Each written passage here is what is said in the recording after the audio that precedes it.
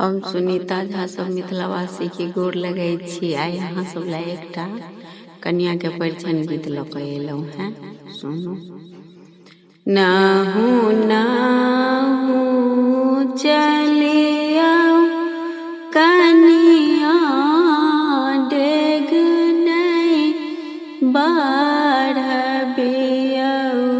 ये सुकुमारी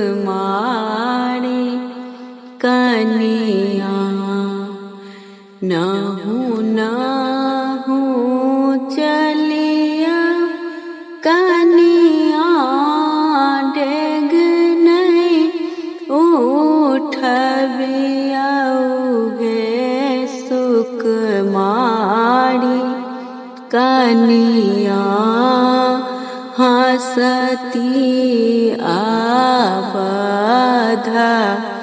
उड़ के लोग कहे सुकुमारी कनिया। हंसती आबधा उड़ के लोग कहे सुकुमारी कनिया। नैहर में मातो कौशल्या रानी करुणा करती है तुझे सुकुमारी कनिया। नैहर में मातो कौशल्या रानी करुणा करती है तुझे सुकुमारी कनिया। ससुरा में बजैया बधाई है सुकुमारी कनिया। ससुरा में बजैया बधाई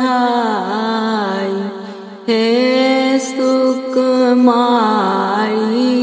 कनिया। नाहू नाहू चलिया कनिया डेग नहीं उठबियौ हे सुकुमारी कनिया। हंसती आबधा पुर के लोक हे सुकुमारी कनिया। हंसती आबधा पुर के लोक हे सुकुमारी कनिया। नैहर में भाभी सोहागिनी करुणा करती है तुझे सुकुमारी कनिया। नैहर में भाभी सोहागिनी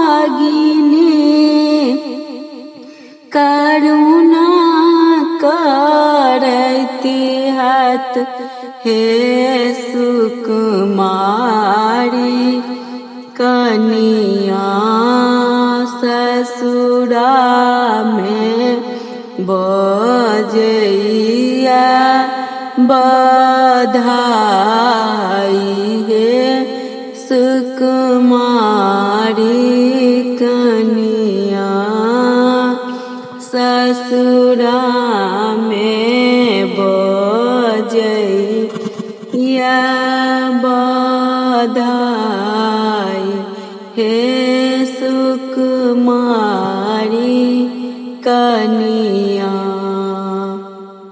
नाहू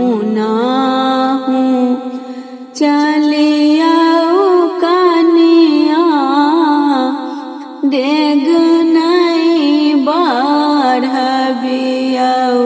है सुकुमारी